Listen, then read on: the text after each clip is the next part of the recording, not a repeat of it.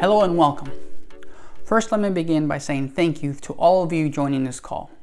We understand your time is very valuable and we truly appreciate it. I'd like to start with a small disclaimer. The information I'm about to present should by no means be considered legal advice. This information comes from decades of collective industry experience coupled with extensive research performed by our team. If you are in need of legal advice, we highly recommend that you seek professional legal counsel. Let's dive right in. Today we'll be talking about how to navigate fleet liability and nuclear verdicts.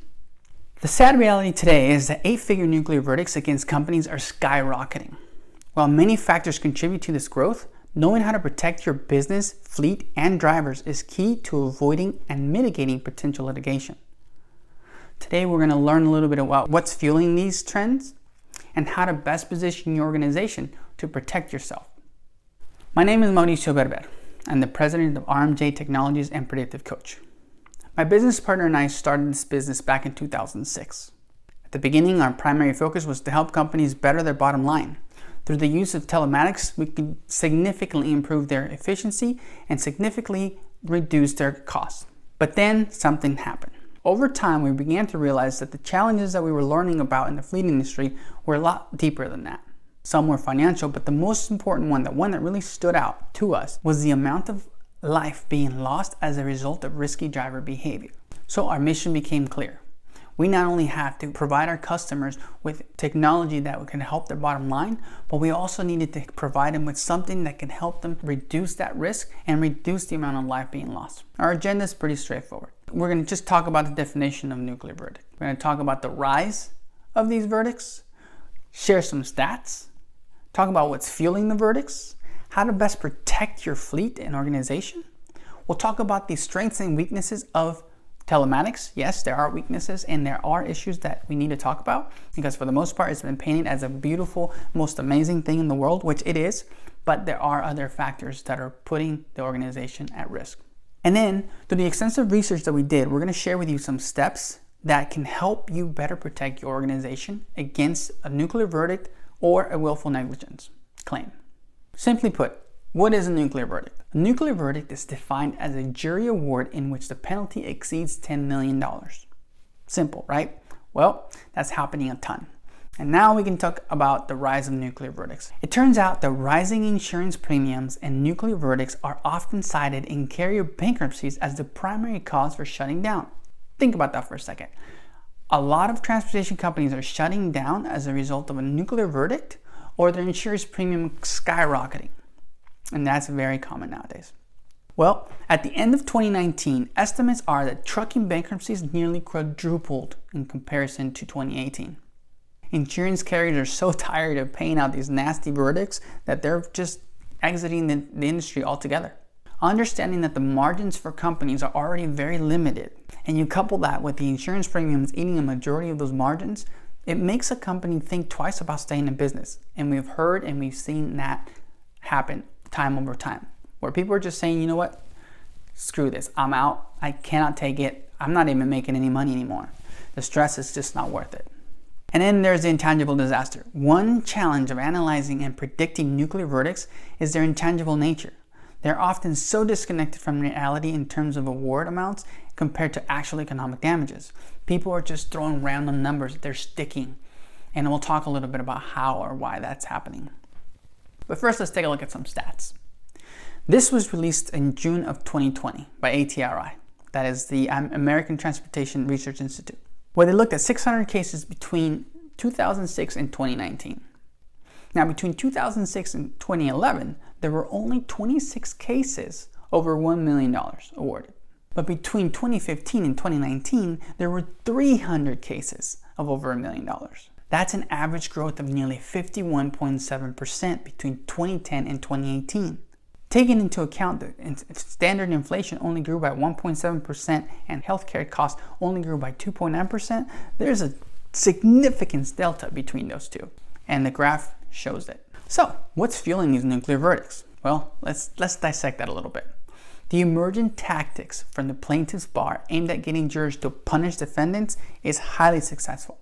What they're doing is they're tapping into the reptile brain, which is our fight or flight mechanism, which makes jurors feel threatened, and therefore they lash out and or punish the defendant. So they've gone from a strategy of sympathy to now anger.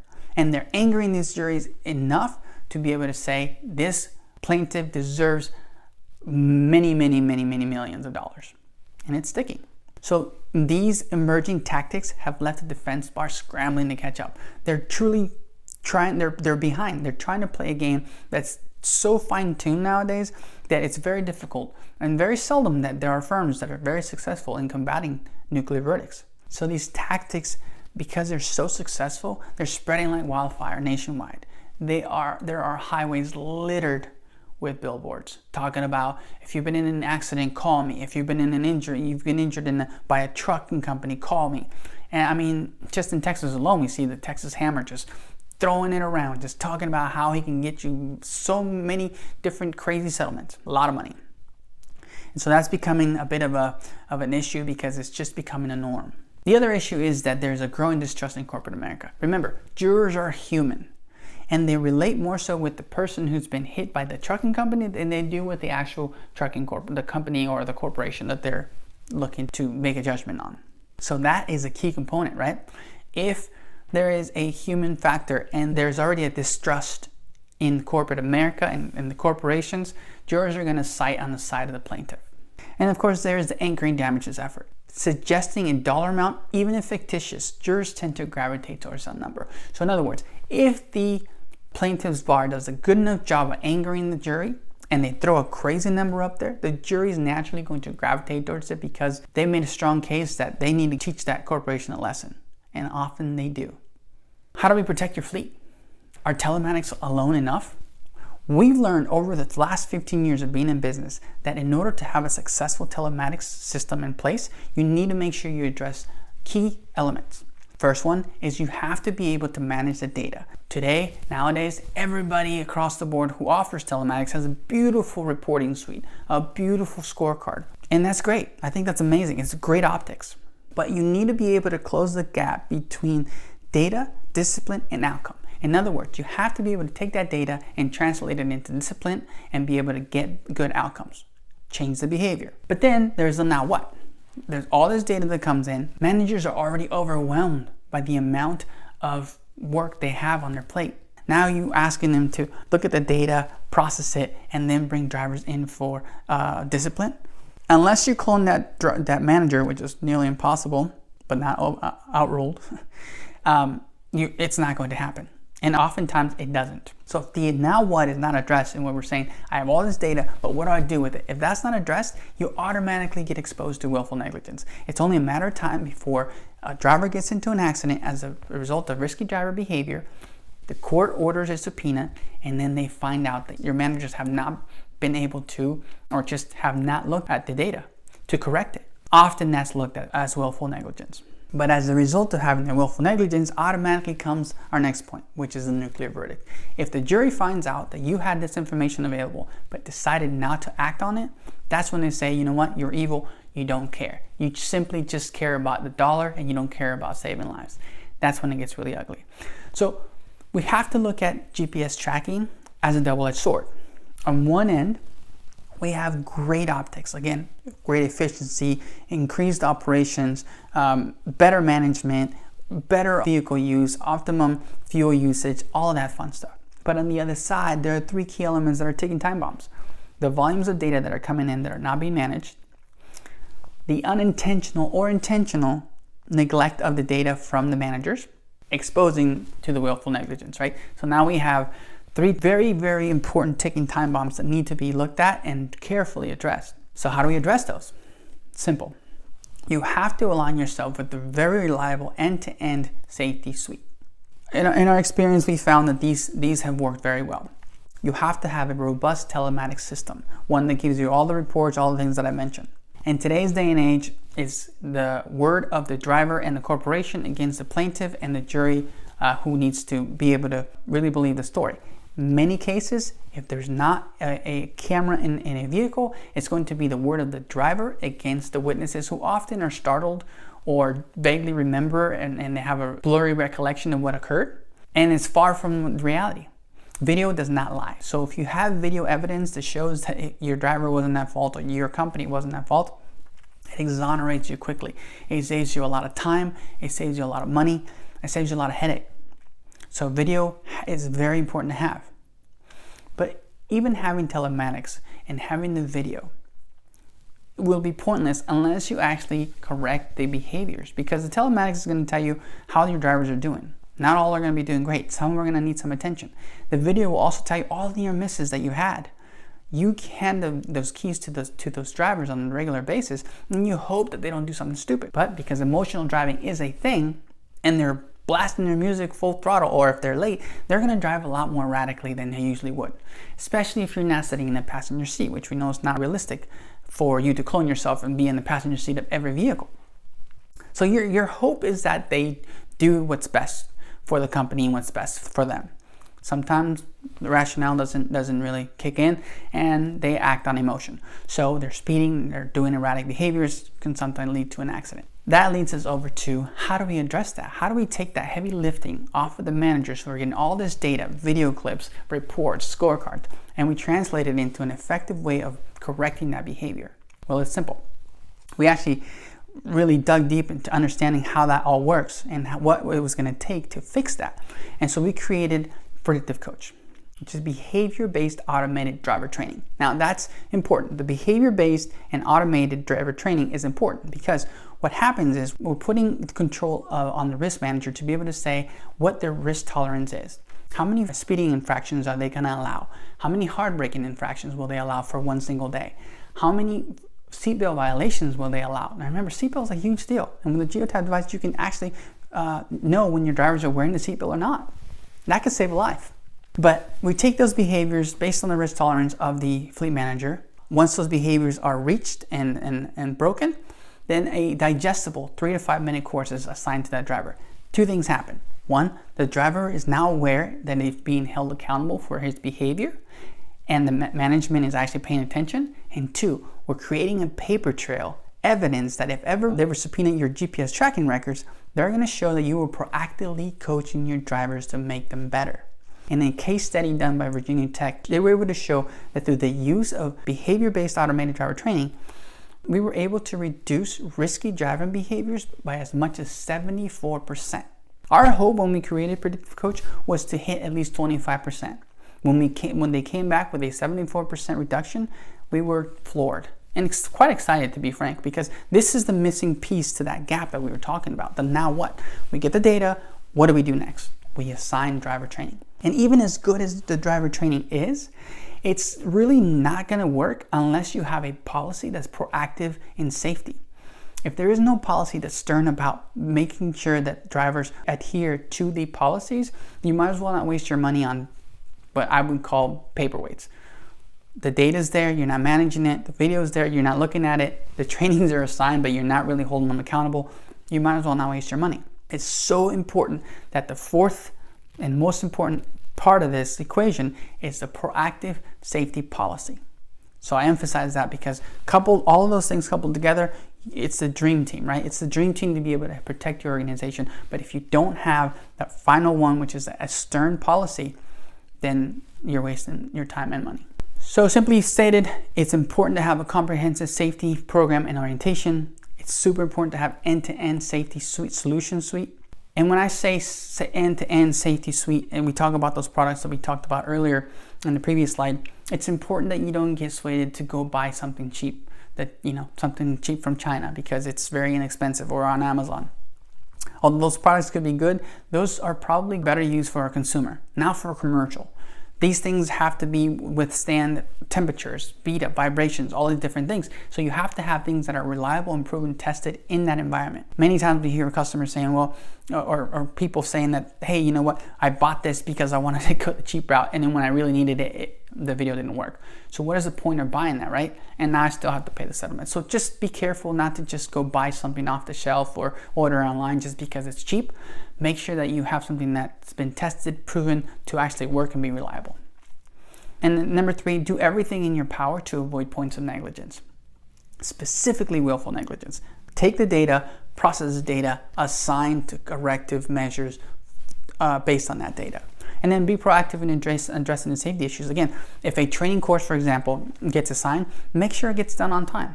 Don't let the drivers pile it up, because again, there's no point in you spending the money on this automated training if your drivers are just going to compile it and basically you're telling them, I don't care if you take it or not. That sends a really nasty message when it comes to the court. And as I mentioned, we have extensive experience in the transportation industry, many decades of collective experience, but we really wanted to dig deep into those attorneys, those law firms that are truly understanding and combating and being successful at combating nuclear verdicts. So Bob Tyson and Mendez, headquartered in San Diego, they have many offices throughout the nation. They published a book called Nuclear Verdicts, Defending Justice for All. And in this book, Bob talks about nuclear verdicts and how to best position your organization against large settlements. The first thing he talks about in this book, and I'm giving you the cliff notes, and again, this isn't a commercial for Bob, but it is a great book, and it's not an advertisement for Tyson and Mendez. I just think that they are well versed in this nuclear verdict situation that we're talking about. So in the book, it talks about how organizations should not, and I repeat, should not advertise an emphasis on safety. Our focus is safety. Don't do that. You're putting a target on your back. People are going to want to test that. They're going to want to, there are people who literally are out there trying to commit fraud. And if your focus is on safety, they're going to want to test it. So just be cautious of that. It's more like do more, say less, right? Just don't have to advertise about it. Just make sure your drivers are being safe. Accept responsibility. Now this is one that's kind of, feels like counterintuitive, but in reality, understanding how the whole nuclear verdict process works, accepting responsibility, it's an offensive move to be able to combat that demonizing that the plaintiff's bar is going to do, right? So you want to make sure your firm is accepting responsibility. Hey, you know what? It happened. We accept responsibility. It then takes the demonization away and allows for the jury to see that there's a human component behind it. And actually, the third one is give a number. You are going to be proactively on the offensive, right? They're going to come back with 50 million, 80 million, 100 million. You need to come up with a reasonable number. And why would you give a number if you're not guilty? It's a great question. But the fact of the matter is, when you're already in a jury, when you're on a floor, they're going to find a way to make you guilty. Unless you have great evidence that completely exonerates you, that jury, if it's left up to the jury, there's a very high probability that you're going to lose. Instead of them coming to you with an $80 million, $100 million judgment, you're going to come back with a realistic number of, hey, maybe $500,000 will take care of that. We'll just take care of it now. And more often than not, that amount gets absorbed versus the crazy amount that's being thrown by the plaintiff's bar. And of course, you have to defeat the pain and suffering. Promoting common sense when pain and suffering tactics are used helps ground the jury and focus on a more reasonable award. So again, you are proactively saying, okay, we're at fault. Here, we're willing to pay. And of course, you have to, number 5, defeat the reptile brain. You have to take that away from the juries so that they don't immediately think of lashing out and punishing the defendant. They have to be able to, you have to be able to diffuse that and use it to your advantage. And of course, the last one is use the theme. One of the things Bob talks about in his book is that there are going to be many factors that could make your case fall apart. A witness not showing up, a witness backing out, a witness changing their story, testimony, many different variables. But if you have a common theme across the board, it guarantees the organization will still be positioned to win even if any of those factors occur. So it's really important to really get with professionals who have done this before, know the game, and understand how to combat it. So in summary, nuclear verdicts are not going away. Let's face it, they're actually going the other direction. They're starting to continue to grow. So they just keep growing. And it's not a matter of if, but it's a matter of when, unfortunately. Something's going to happen. Subpoenas are going to occur. And it's best for you to be prepared rather than have to be reactive and then find yourself in a really nasty settlement. Comprehensive safety. Having a comprehensive safety suite, safety procedures, and ongoing safety programs enforce your orientation towards safety and concern, and that sticks as a culture. You're able to protect your organization automatically by having a proactive safety program. Number 4, go pro. Don't just hire average Joe from down the street that just got a law firm because they were affordable. Make sure that if you're going to spend the money and if you're going to really want to win, go to those folks that have been proven to really know and understand how these nuclear verdicts are working and how to combat those as best as possible. So truly emphasize, go with a professional counsel that truly understands the process. And then lastly, quite simple, make safety a priority every day and at every opportunity. Fleets cannot risk their organization and lives on hope and optimism alone. I emphasize that it's important to have a live safety program ongoing with your drivers. My name again is Mauricio Berber, President of Predictive Coach and R&J Technologies. I will welcome any questions at this point. Thank you again for being part of this presentation and for listening in. Hope you have a great day.